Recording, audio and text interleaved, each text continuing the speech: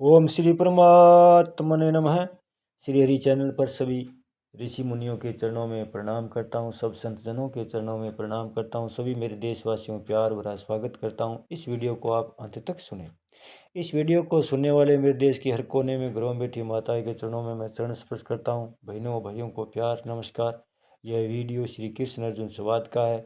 जब महाभारत युद्ध में अर्जुन धर्म संकट में था, तनाव में था, चिंताओं से गिर गया था, कोई निर्णय नहीं ले पा रहा था, तब भगवान श्री कृष्ण की चंद्र की शरण में गया और भगवान का से आग्रह किया कि मुझे इस धर्म संकट से आप बचाइए, मुझे रास्ता दिखाइए। तब भगवान श्री कृष्ण ने उन्हें गीता का उपदेश दिया और धर्म संकट से बाहर निकाला। अंत में विजय श्री का ताज भी पहनाया। इसलिए यह वीडियो सुनने मात्र से मानसिक तनाव, चिंताग्रस्त, शारीरिक तनाव से मुक्ति मिलेगी। इसलिए आप सब श्रोतागण से मेरी विनती है कि सुप्रभात में पुण्य का भागीदार बनकर जन कल्याण में अपना सहयोग दें। वीडियो को ज़्यादा से ज़्यादा शेयर करें, सब्सक्राइब करें, लाइक करें। अब भगवान आगे क्या कह रहे हैं अर्जुन को कि संसार मात्र के दो रूप है, पदार्थ और क्रिया। इनमें आसक्ति होने से ये दोनों ही पतन करने वाले होते हैं। अतः पदार्थ अर्पण करने की बात पुरुष श्लोक में कह दी और आगे के श्लोक में क्रिया अर्पण करने की बात कहते हैं।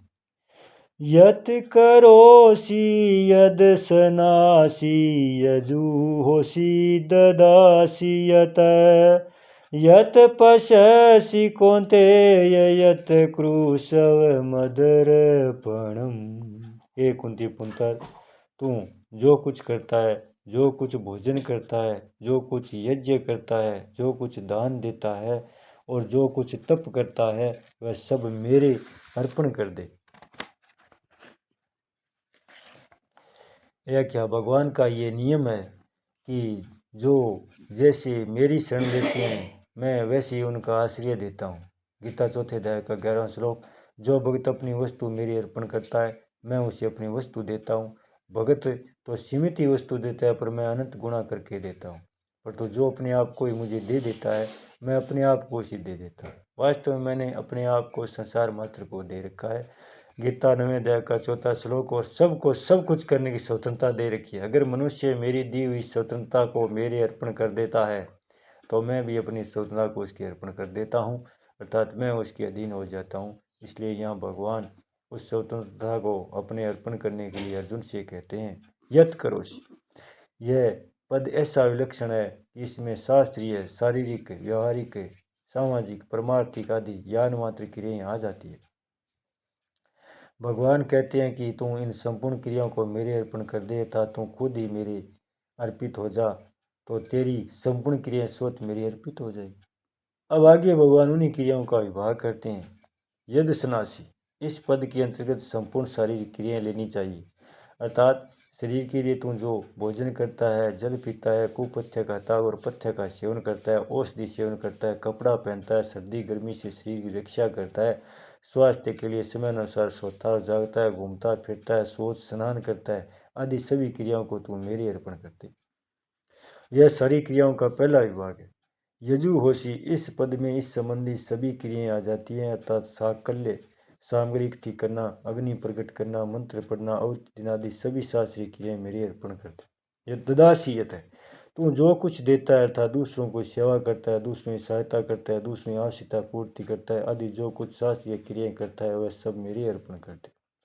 यत पश्यासी, तू जो कुछ तप करता है अर्थात विषयों से अपनी इंद्रियों का संयम करता है, अपने कर्तव्यों का पालन करते हुए अनुकूल प्रतिकूल परिस्थितियों को प्रसन्नतापूर्वक सहता है और तीर्थ व्रत, भजन, ध्यान, जप, कीर्तन, श्रवण, मनन, समाधि आदि जो कुछ परमार्थिक क्रिया करता है सब मेरे अर्पण करते।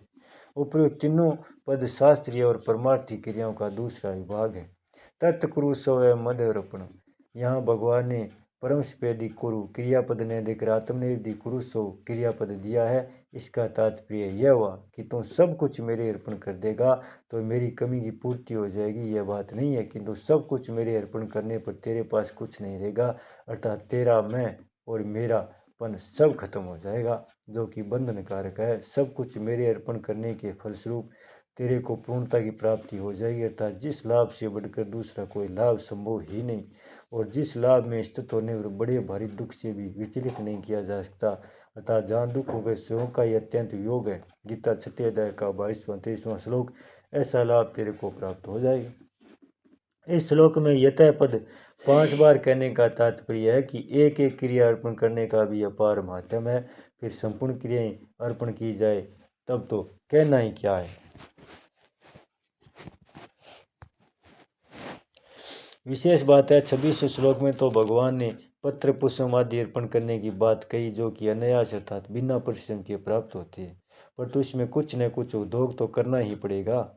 अर्थात सुगम से सुगम वस्तु को भी भगवान के अर्पण करने का नया उद्योग करना पड़ेगा। परंतु इस 27वें श्लोक में भगवान ने उससे भी विलक्षण बात बताई कि कोई नए पदार्थ नहीं देने हैं, कोई नई क्रियाएं नहीं करनी है और कोई नया उद्योग भी नहीं करना है। प्रत्युत हमारे द्वारा जो लौकिक परमार्थ आदि स्वाभाविक क्रियाएं होती है उनको भगवान के अर्पण कर देना है। इसका तात्पर्य यह हुआ कि भगवान के लिए किसी वस्तु और क्रिया विशेष को अर्पण करने की जरूरत नहीं है, प्रत्युत खुद को ही अर्पित करने की जरूरत है। खुद अर्पित होने से सब क्रियाएं स्वाभाविक भगवान के अर्पण हो जाएगी, भगवान की प्रसन्नता का हेतु हो जाएगी। जैसे बालक अपनी माँ के सामने खेलता है, कभी दौड़कर दूर चला जाता है और फिर दौड़कर गोद में आ जाता है, कभी पीठ पर चढ़ जाता है आदि जो कुछ क्रिया बालक करता है उस क्रिया से माँ प्रसन्न होती है। माँ की इस प्रसन्नता में बालक का माँ के प्रति अपनेपन का भाव ही हेतु है। ऐसे ही शरणागत भगत का भगवान के प्रति अपनेपन का भाव होने से भगत की प्रत्येक क्रिया से